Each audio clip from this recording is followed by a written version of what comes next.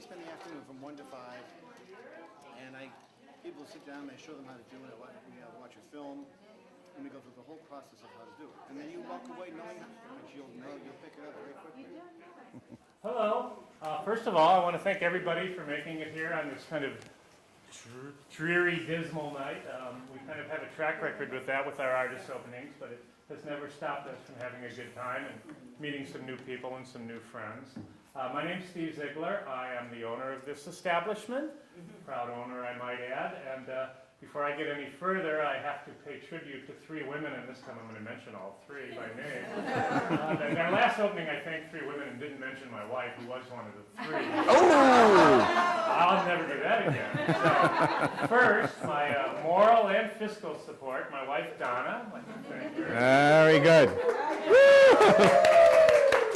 Right next to Donna is Jane, who in her former life was a caterer and a restaurant owner, and you can tell by the wonderful food she put together for us here tonight, so thank you, Jane. Thank you. And in this business, I think it was really nice if somehow you can be fortunate enough to have an artist on staff, and we have a very talented artist in Gail Irwin here. And she's going to introduce Chris in just a minute, but I wanted to take just a couple of minutes to tell you about who we are. Despite what you see hanging on the walls, we're predominantly a frame shop. Most of our business is custom picture framing, and we guarantee satisfaction. The 3 of us all have design backgrounds, so we like to think we bring a little extra to the table. We'd like to think that as you look around the shop, those walls kind of prove it. And that's the main reason for all this, is to show different techniques and different things that are available to you. We also like to sell them occasionally, so feel free. We like to say that art brings life to your walls, and we bring life to your art. And that's something we try to live up to. And with that said, you can come here to hear me talk. So again, I'd like to thank you all for coming out here, and I hope to see you again. And Gail, if you would do us the honors. Absolutely. Hi, Gail. Hey. Hello. Well, I've known Chris for several years, and I've known him as a fellow artist. We've shown together, we've been at craft fairs together, so we've gotten to know each other that way and through our work. Chris was also a student of mine. A good student. Book arts. So please sign the guest book, comments, mailing list, all of it is welcome. And Chris is also an astrologer, and he did an amazing reading for my sister and myself with the whole family there, so he was really on the spot. My sister and I were born on the same day, only 3 years apart, so Chris was finding all the things that were the same and different about the 2 of us, and he made it a guessing game. So he would say, who's this, and who's that, and the whole family was trying to guess which one of us was who. So it was a lot of fun to do. But as you can see, Chris's work really reflects that love of astrology, and it really shows off his creative spirit. And we here really love working with Chris's artwork because it really pushes us to the next level, and we have to match Chris's creative adventure when we do our framing. So with that, ChrisFlisher. Thank you very much. Words. Thank you, Gail. That's very nice of you. Thank you. I was wondering what Steve meant when he said he guarantees satisfaction, because I can't get no satisfaction. I've been working on that for a long time. But anyway, people often ask me, what was I thinking? And when I did all this, and that's a very good question because I'm not quite sure. But I do know that I was about 20 years old, and I'm 58 years old, so you can count back to when that was. And it was a time of, experimentation, for lack of a better word. And I was staring at a blank wall one night, and I saw a lot of these things passing by. And, and I think that at the time, I remember always being fascinated by the circular image, and I've always been fascinated by astrology, so the 2 naturally coalesced very simply. And they sort of disappeared for a long time in my life, and then they came back to me, and this is how they came back. And they came back at a time that was especially relevant for me, almost probably 25, 28, 30 years in the difference, the time between when I first saw them and they came back to me in an artistic format. And during that time, they came back under a time when I was under complete duress and very much a lot of trauma in my life. So they became almost more than just an art, creative outlet. They became friends of mine. They became my healers. They became personalities. Each of them have titles. They each have a story.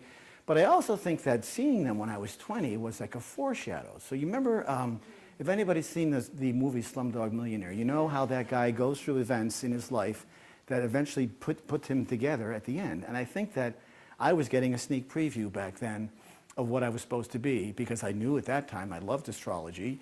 And the mandalas, to me, even though they are not completely related, they still have a circular flavor to them. And the circular flavor I like especially because it's very womb-like. It's a very maternal kind of characteristic.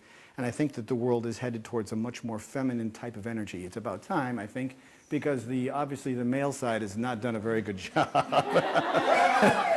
And I'm a diehard feminist, and I'm a male. But anyway, so the circular aspect doesn't, there are mandalas that have hard edges, but the circular theme is still the theme that resonates with that geometry of it. And I've always thought of them as kind of womb-like, and so I always think of them as like a womb with a view.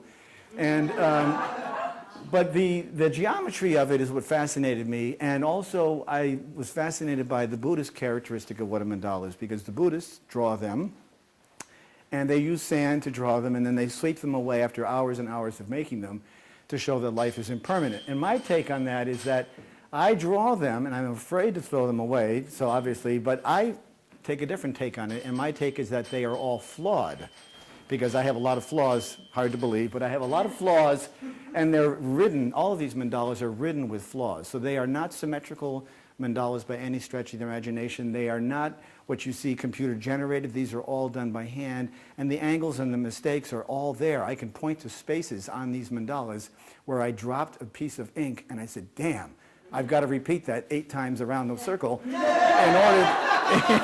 in order to make it all work right, because if it wasn't there, then I've got a broken pattern.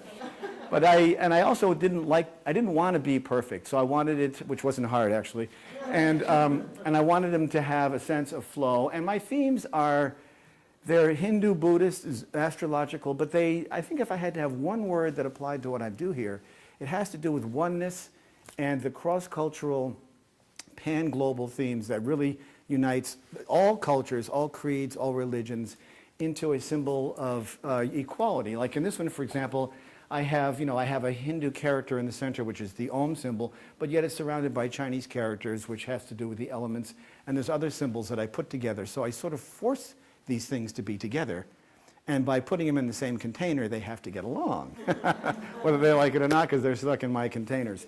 And so that's what this is all about.